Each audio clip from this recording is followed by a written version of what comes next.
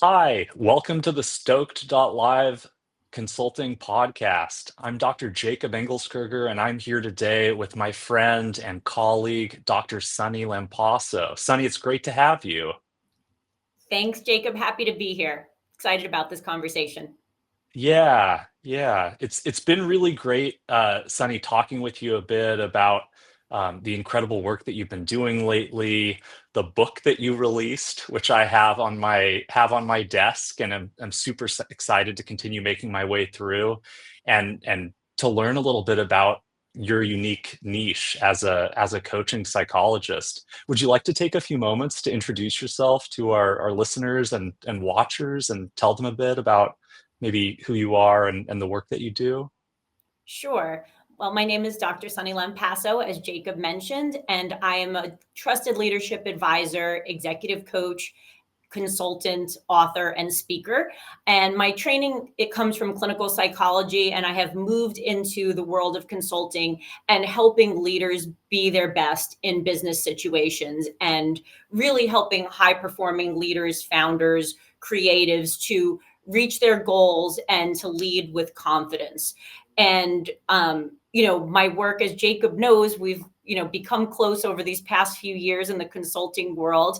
I do work across a variety of industries. I really started off working in hedge funds with leaders and moved on to construction, nonprofit, oil and gas, and lots of other industries in between, but have really come to find a niche in the music industry, specifically in the electronic dance music community, working with DJs who are also building their brands, founding record labels, and starting other entrepreneurial endeavors. Wow. Yeah, that is quite a unique niche. How did you get involved in working with artists?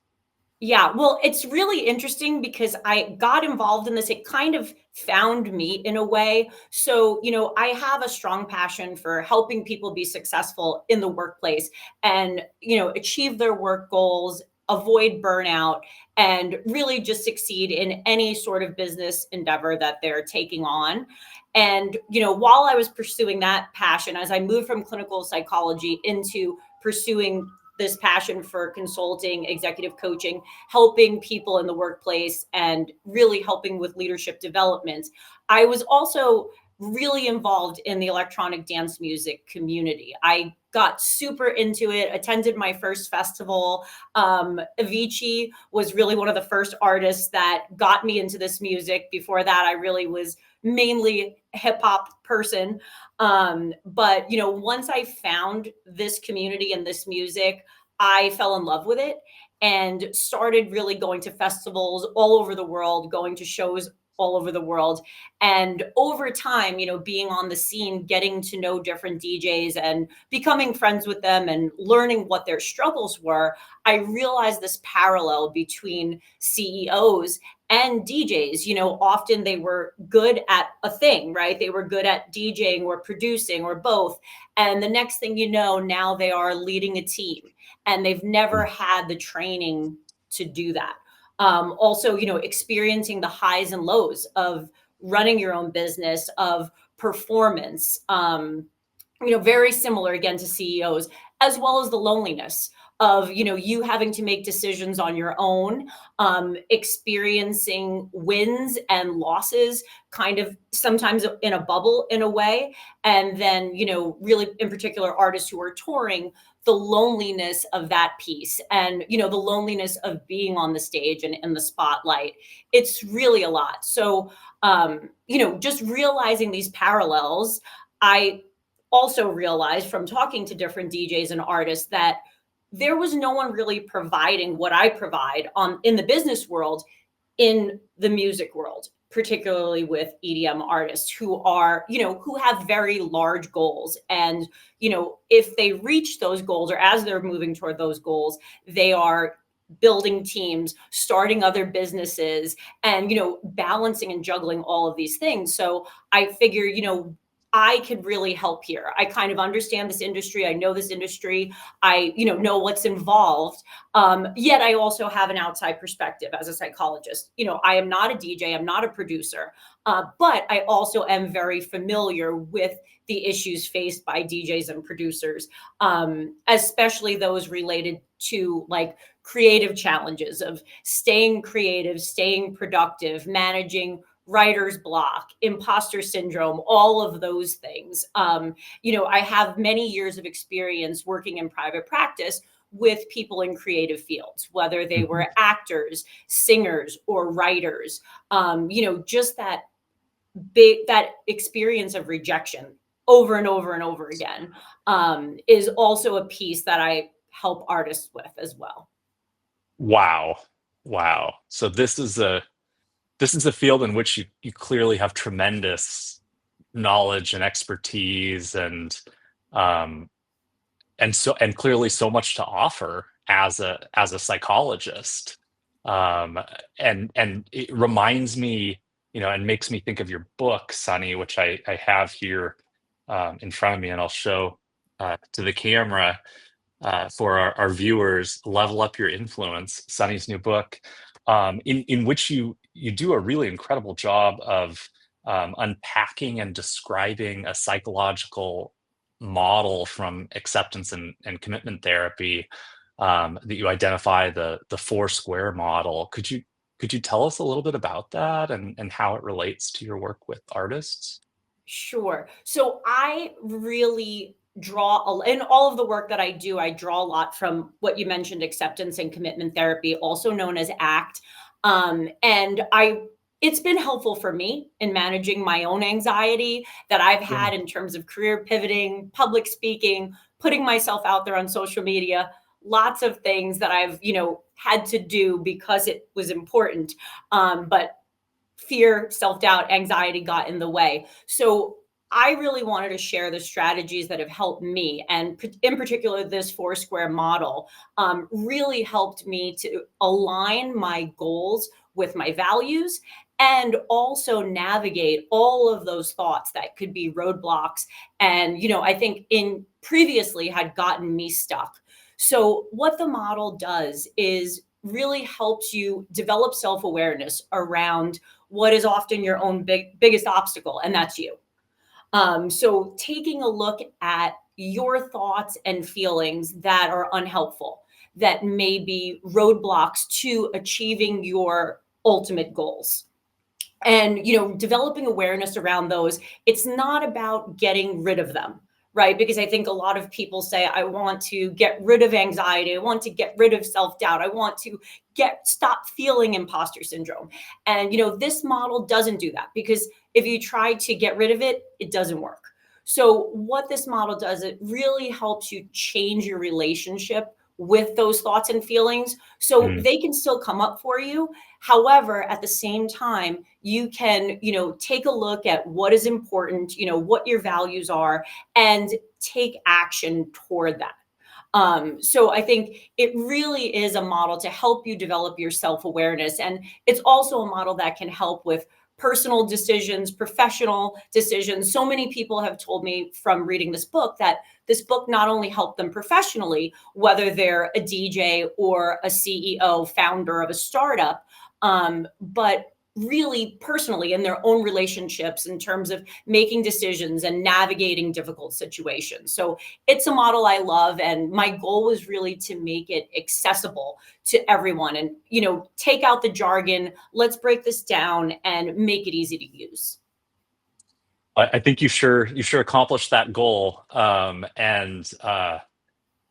A- and I think it's so easy, I think it's so easy for people to overlook the power of self-awareness, and in my work at least. And it real like true self-awareness is what it's all about. And I can sure visualize and imagine how powerful some of the work that you're doing with EDM artists would be in recognizing and learning, um, and introspecting in the ways that you're guiding them to do.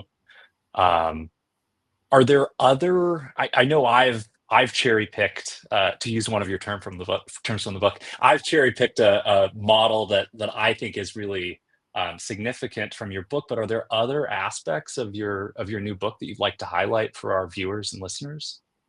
Sure. I mean, I think part of this book was also me sharing my own story of leadership and sort of what Yeah. I went through to get to where I am now. I found that over time, meeting with different people, people were inspired by my story. So I wanted to share it, and really expand my influence and share it with readers. But I also wanted to share the story of other leaders from different industries, and how they've overcome challenges and how they've dealt with mental roadblocks and gotten through those. So I think combining my story with their story, you'll find that there are similar threads into, again, those mental roadblocks that get in the way and can cause us to do things that are actually taking us away from our goals. So I think that's sort of a unique piece of the book as well, is these different perspectives, but really similar struggles. Yeah. Yeah. And I also really appreciate your powerful disclosure of your own struggles in the book, and can imagine it must be so relatable for so many people. Being, experiencing crippling and overwhelming stress. It's unfortunately a really common thing these days, and and the costs can be profound. And I think it's really powerful that you were so vulnerable and share your story with your readers, and perhaps normalizing some of their experiences, or rather empowering them uh, to take action and change things and improve the quality of their lives.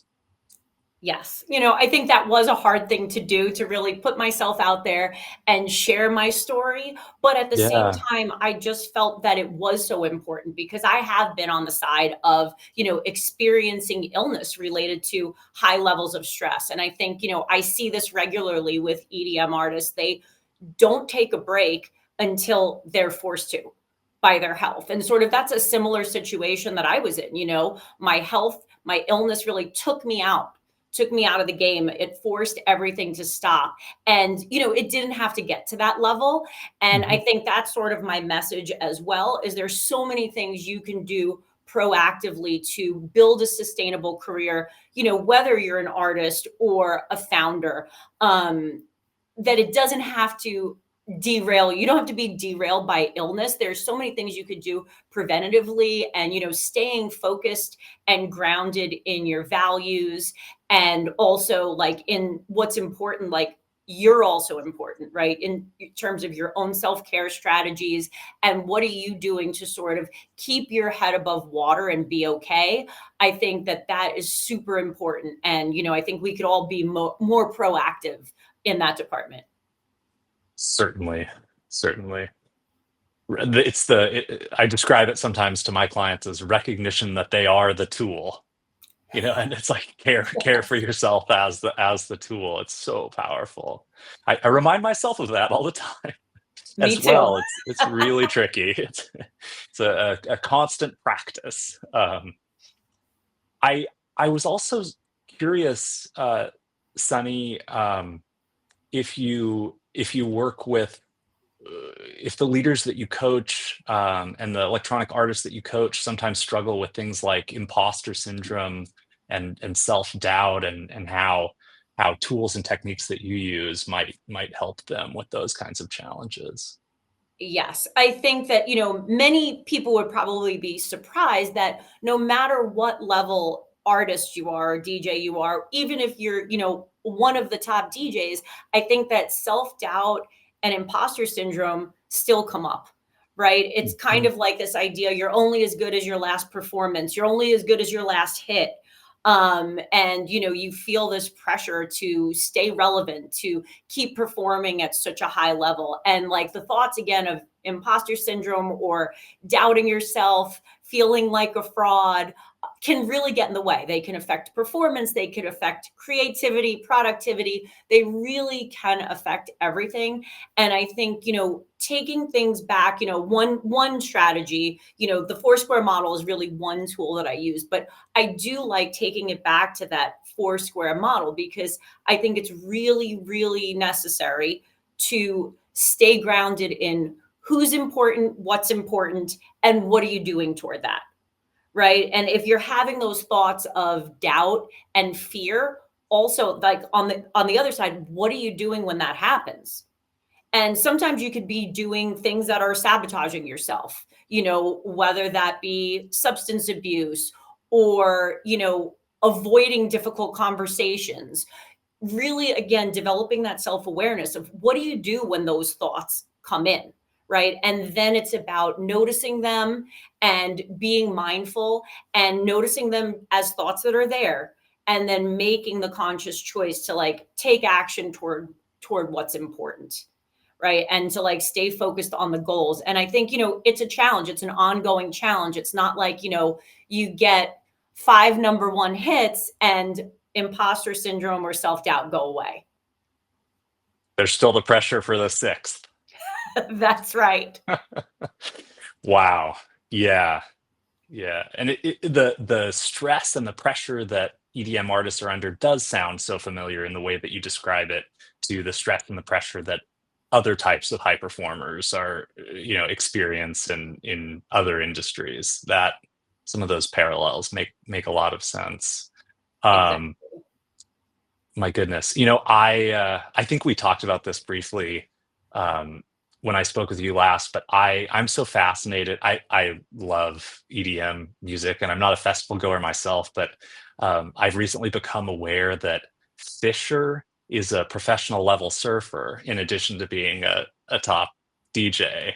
And I think that's such an interesting fusion of a real, two different pursuits, two different passions, two different areas of expertise. And I would hope that for him, surfing is a self-care mechanism as well. But I think it's so the world that you're in of artists is so fascinating, and there's I think there's a lot of brilliance in people exploring multiple professional disciplines, and yeah, that's there's no more to that thought than that. Well, I really like that you bring that up, right? Because I love that Fisher has a different passion besides music, right? I think that's really cool. And that is likely something that sort of keeps him creative in the music space, right? Is Yeah, having another passion. I just saw thank you. yesterday that Alesso would like to be a professional tennis player. Oh And wow. so pretty cool. Like, I really think it's important to have things. If your whole life is music, I I think it can be too much and it can really weigh you down. But if you do have outlets and passions outside of music, or even, additional purposes, like for example, Sam Felt has a foundation to help the environment, the Heartfelt Foundation. Pursuing other things that are important, I think, can really help to keep your career sustainable. I would imagine it also helps with creativity, Exactly. right? Yeah, using the brain in different ways, using the body in different ways. Exactly. Learning new things. I think it's so important, to have other things you truly enjoy and that you're like mindful while you're doing them. And then also learning new skills, I think are two important ways to sort of stay creative and to not really become stuck. It makes a lot of sense to me. Yeah, yeah. Um, just a couple other questions for you, Sunny. Are there, aside from what we've discussed already, are there other strategies that you often recommend to your clients for maintaining resilience or maintaining peak performance in the face of stress and pressure? Sure. Well, I think, the book goes into a variety of strategies, but I think in particular, when you're trying to maintain peak performance, when you're going into a high pressure situation, such as the biggest performance of your career. I recently was helping an artist sort of before that moment, right? It's the biggest stage of your career. It's Miami Music Week. Like, the stakes are super high and it's super, super stressful. And really helping that artist in terms of, breath work to, calm their nervous system down, right? Because it's Yeah. very nerve wracking. So like that mindfulness piece, like those mindfulness strategies, whether that's breathing, visualization, really, every artist has to figure out, as you know, we all do have to figure out what works best for us and try different strategies. But, just really staying grounded and remembering, like, what is your goal? What are you going out there to do, right? You're going out there to give the audience an experience.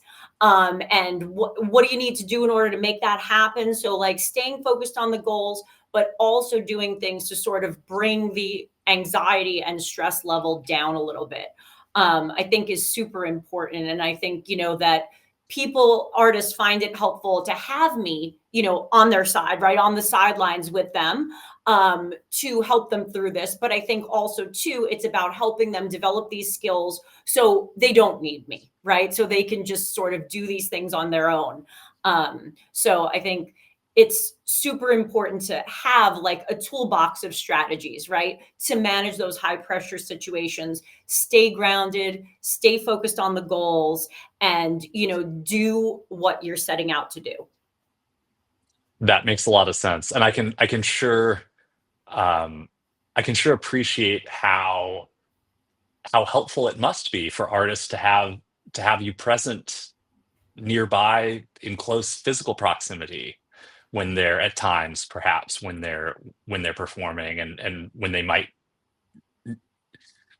have a need for support, or want to know that your assistance is available. That's a Definitely. And powerful thing. I think that's where like the psychologist piece comes in handy, right? In this situation, right? I'm Yeah. different than a manager, right? I don't approach things in the same way. I'm approaching things, more as an objective person. I'm there to help. And I'm also there to pick up the pieces when things don't go well. So it sort of provides, like, I think a lot of times artists find me as like a compliment to a manager, right? Because I don't do exactly what a manager does. I'm not negotiating your deals, but I am helping you with sort of the mindset piece, the performance psychology piece, and, managing everything to be successful. And that's a really important role. And yeah, yeah. Wow. Wow. Well, we've gotten through a lot today. Sunny, is there anything else that you'd like to share with our viewers and listeners?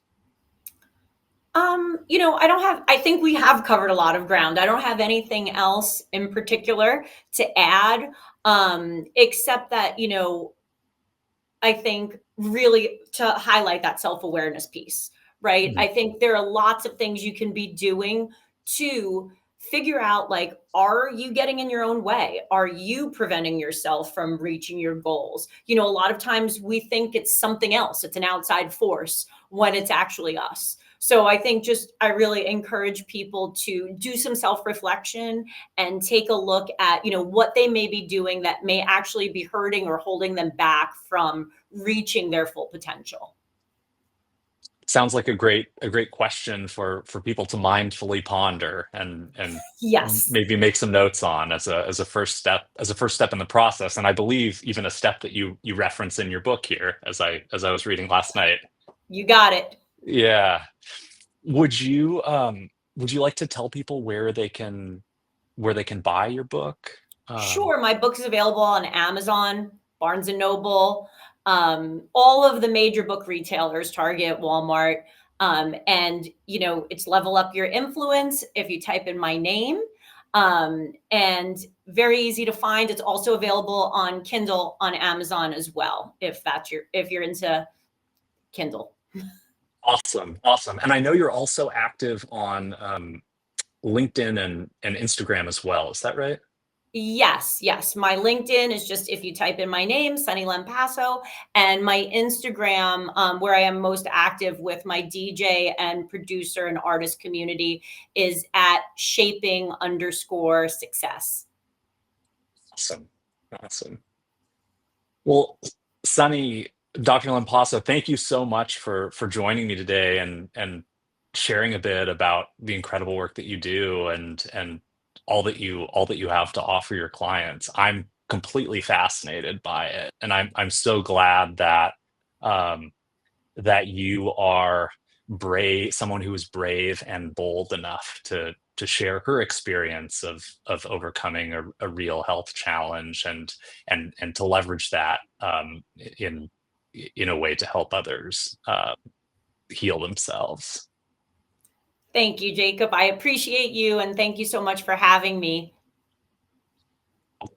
Take care, and that'll be it. And we don't have to. I'm realizing too, we don't have to actually cut because uh, Brian will chop it up a bit. But how was that for you, Sonny? Was that okay? No, that was cool. That was cool. Are we still LinkedIn living? Oh, I guess we are actually. If you are, I Yep. am. I don't Okay, know. I think I okay, am. okay, okay. Good. Yeah, no, I'm glad that that worked for you, and I think that was wonderful. And Brian will go through at some point soon and pull out some nuggets probably, and he's Great. more than willing to share any content that we recorded with you if you'd like to use any of it. And That would um, be great. yeah, awesome. I will have him do that. And if you're okay with it, we'd love to post snippets Oh, yes, to our please, LinkedIn too. please. And tag me. Thank I you. will repost. Amazing. Amazing. Well, Sunny, thank you so much. Let's keep in touch, and I hope you have a great rest of the week. Sounds good, Jacob. I'll talk to you soon. Okay, bye. Bye.